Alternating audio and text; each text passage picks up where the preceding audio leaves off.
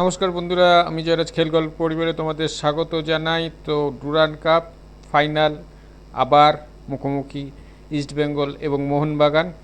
As expected আমি বলেছিলাম যে 2023 সালে ইস্টবেঙ্গল এবং মোহনবাগান পরস্পরের মুখোমুখি হয়েছিল। এবারও ডুরান্ড কাপে ইস্টবেঙ্গল এবং মোহনবাগান যদি পরস্পর মুখোমুখি হয় তাহলে কিন্তু কাপটা ডুরান্ড কাপের একটা আলাদা মাধুর্য হবে। এবং অবশ্যই আমরা সবাই চাইছিলাম যাতে ইস্টবেঙ্গল এবং মোহনবাগানই ফাইনালে ওঠে, এবং সেটা কিন্তু হলো। আর ডুরান্ড কাপের যদি ইতিহাস বলি, 2023-এর সেই খেলা যেখানে ইস্টবেঙ্গলকে হারিয়ে মোহনবাগান 1-0 গোলে জিতেছিল। 62 মিনিটে অনিরুদ্ধ থাপা রেড কার্ড দেখার, সেকেন্ড হলুদ কার্ড দেখে রেড কার্ড দেখেছিল এবং মোহনবাগান 10 জনে হয়ে গেছিল। প্রথম হাফ 0-0 থাকার পরে দ্বিতীয় হাফেও 62 মিনিটে 10 জনে হয়ে যায় মোহনবাগান। তখনও কিন্তু 0-0 স্কোর ছিল এবং 71 মিনিটে 10 জনে হয়ে যাওয়া মোহনবাগান কিন্তু গোল করে পেত্রাটোস মোহনবাগান হয়ে, এবং মোহনবাগান 1-0 এগিয়ে যায় এবং লাস্ট পর্যন্ত সেই স্কোর থাকে এবং মোহনবাগান ডুরান্ড কাপ চ্যাম্পিয়ন হয় ইস্টবেঙ্গলকে হারিয়ে 2023 সালে। তো এবার গ্রুপ স্টেজের ম্যাচে ইস্টবেঙ্গল এবং মোহনবাগান খেলার টুর্নামেন্টের প্রথম স্টার্টিংয়েই প্রথম ম্যাচেই মুখোমুখি হয়েছিল, যেখানে মোহনবাগান 1-0 গোলে ইস্টবেঙ্গলকে হারিয়ে দিয়েছিল। আবার টুর্নামেন্টের শেষ ম্যাচ, সেখানে ইস্টবেঙ্গল এবং মোহনবাগান মুখোমুখি হচ্ছে। এখন দেখার মোহনবাগান আবারও ইস্টবেঙ্গলকে হারিয়ে ডুরান্ড কাপ চ্যাম্পিয়ন হতে পারে কিনা, নাকি ইস্টবেঙ্গল এই ডুরান্ড কাপের যে প্রথম ম্যাচে হারের বদলা এবং 2023 সালের ফাইনালে হারের বদলা নিতে পারে কিনা। তো আজ যে খেলা ছিল, তার আগে ইস্টবেঙ্গলের খেলা ছিল স্পোর্টিং দিল্লির সাথে। সেখানে অবশ্যই ইস্টবেঙ্গল এবং স্পোর্টিং দিল্লির খেলায় কিন্তু হাড্ডাহাড্ডি লড়াই হয়েছে। ইস্টবেঙ্গলের লাকটা ফেভারে ছিল না। ইস্টবেঙ্গলের হাড্ডাহাড্ডি বলবো না, মানে সেকেন্ড হাফে মোটামুটি একটা স্পোর্টিং দিল্লি দিয়েছে কন্টেস্ট, তবুও ইস্টবেঙ্গল লাক ফেভারে ছিল না। 3টে শট বারে লাগে, 2টো রাশিদের এবং 1টি জেসিন্টিকের, না হলে কিন্তু 3-0 হয়ে যেত। অবশ্য একটা পেনাল্টি সেভ দেয় প্রকশন সিং গিল।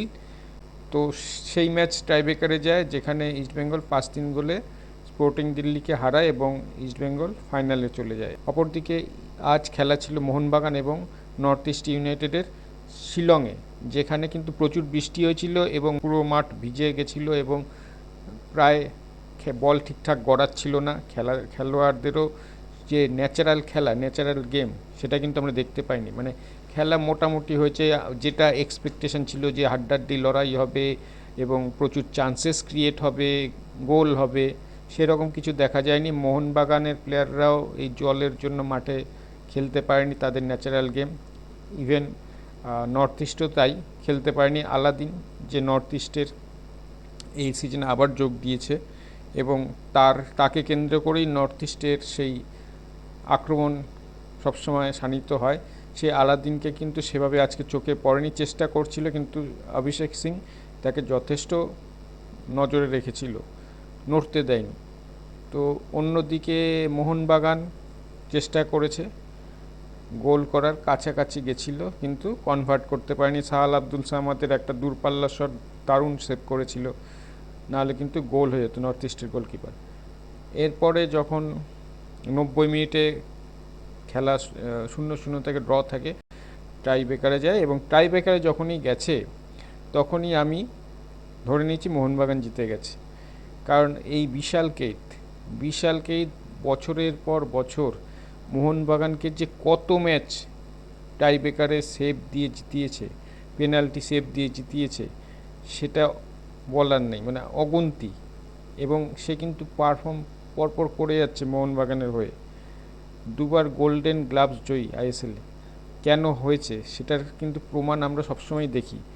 আর টাই ব্রেকার যখনই হয়, বিশালকাইত যেন আলাদা একটা শক্তি চলে আসে তার মধ্যে, আলাদা একটা জোশ চলে আসে, আলাদা একটা আত্মবিশ্বাস চলে আসে। সেই আত্মবিশ্বাসের জায়গা দিয়েই বলি যে টাই ব্রেকার যখনই গেছে তখনই আমি শিওর হয়ে গেছি মোহনবাগান ফাইনালে উঠছে, এবং সেটাই কিন্তু দেখা গেল। পরপর দুটো সেভ দিল এবং মোহনবাগান ফাইনালে ইস্টবেঙ্গলের সাথে খেলবে যুবভারতী ক্রীড়াঙ্গনে রোববারে।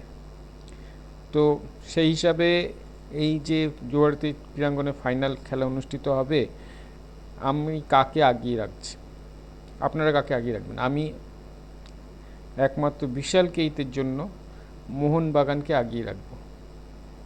এছাড়া মোহনবাগানে নতুন সংযোজন সাংতে এসছে, মিগুয়েল ফিগুয়েরা, সেও নেমেছিল আজকে। তো মোহনবাগানের যদি দু টিমের আমি কম্প্যারিজন করি, তাহলে কিন্তু মোহনবাগান একটু হলেও এগিয়ে আছে। তাদের বেঞ্চ স্ট্রেংথ থেকে শুরু করে তাদের যে ফরেন প্লেয়ার আছে, এবং অবশ্যই বিশাল কেইত সে আছে।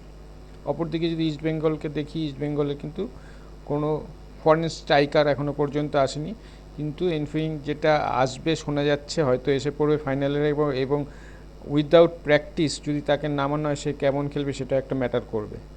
হয়তো নামাতে নাও পারে, কিন্তু সে এসে যাবে ফাইনালের আগে। টিমের সাথে তার বোঝাপড়ার দরকার আছে, খেলার দরকার আছে, এক দুটো ম্যাচ তো প্র্যাকটিস ম্যাচও তো খেলার দরকার আছে। তো অবশ্যই তাকে টিমে রাখবে যদি এসে যায়, তারপরে দেখার কেমন খেলে। কিন্তু মোহনবাগানের এগেনস্টে ইস্টবেঙ্গল গ্রুপ স্টেজে খারাপ খেলেনি।